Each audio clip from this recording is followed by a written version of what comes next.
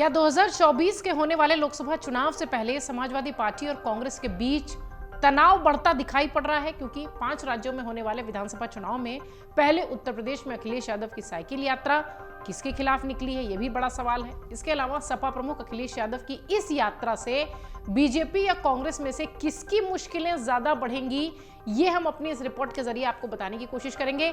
इसके अलावा एक सवाल जो लगातार सियासी गलियारों में चल रहा है वो ये कि क्या अखिलेश की साइकिल यात्रा से कांग्रेस को मिलेगा कोई बड़ा संदेश? आइए जरा आपको विस्तार से बताते हैं कैसे गठबंधन की सियासत में यूं ही नहीं उतरे सड़क पर यूपी के अखिलेश यादव, ये भी आपको बताएंगे। इसके साथ ही ये भी बताते हैं कि क्या है अखिलेश यादव की इस सियासी यात्रा के मायने।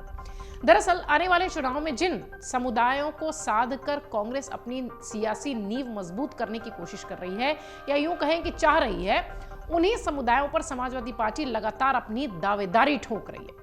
बीते कुछ दिनों में जिस तरह से कांग्रेस ने मुस्लिम समुदाय के नेताओं को अपने साथ जोड़ने का सिलसिला शुरू किया है, वहीं उत्तर प्रदेश की सियासत से लेकर केंद्र की राजनीति को एक संदेश देने की कोशिश की है। इसी कड़ी में अब अखिलेश यादव साइकिल यात्रा पर निकले।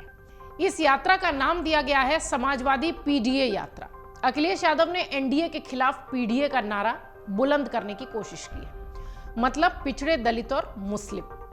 पीडीए के इसी दलित और मुस्लिम वोट बैंक पर कांग्रेस की भी नजर है। सियासी जानकारों का कहना है कि अखिलेश की पीडीए यात्रा वैसे तो सत्ता पक्ष के खिलाफ और अपनी पार्टी की नीतियों को आगे बढ़ाने के लिए चल रही है, लेकिन बीते कुछ दिनों से जिस तरह कांग्रेस और समाजवादी पार्टी के बीच में तनाव बढ़ा है, उससे इस यात्रा के कई सियासी मायने भी निकाले जा रहे हैं। वैसे तो अखिलेश की पीडीए यात्रा बीते कुछ समय से उत्तर प्रदेश के अलग अलग विधानसभा क्षेत्रों से होकर गुजर रही है, लेकिन समाजवादी पार्टी के नेताओं के मुताबिक पार्टी की ये यात्रा उनके चुनावी एजेंडे और उत्तर प्रदेश में आने वाली लोकसभा के चुनावों को मजबूती के लिहाज से शुरू की जा रही है। लेकिन राजनीतिक जानकार ये कह रहे हैं कि इस यात्रा के माध्यम से समाजवादी पार्टी ने एक साथ कई सारे संदेश देने की कोशिश की है। इन संदेशों में न सिर्फ भारतीय जनता पार्टी शामिल है, बल्कि आईएनडीआई गठबंधन की अहम साझेदार कांग्रेस भी शामिल है। इस यात्रा के माध्यम से बड़े सियासी संदेश समाजवादी पार्टी की तरफ से कांग्रेस को दिए जाने की कोशिश है।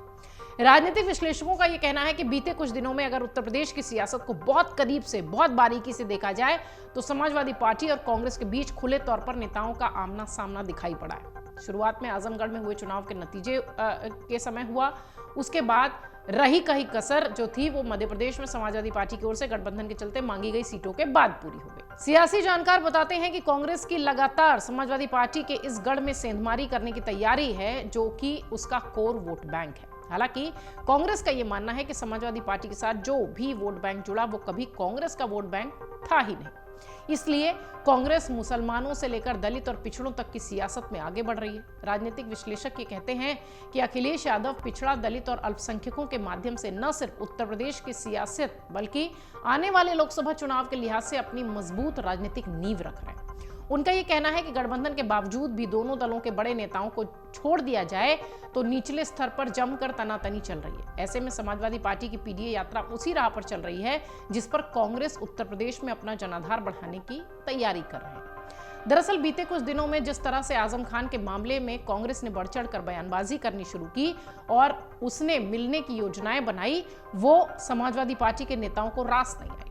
सियासी जानकारों का यह कहना है कि समाजवादी पार्टी के नेता कांग्रेस के इस दाव को सियासी चाल बता रहे हैं।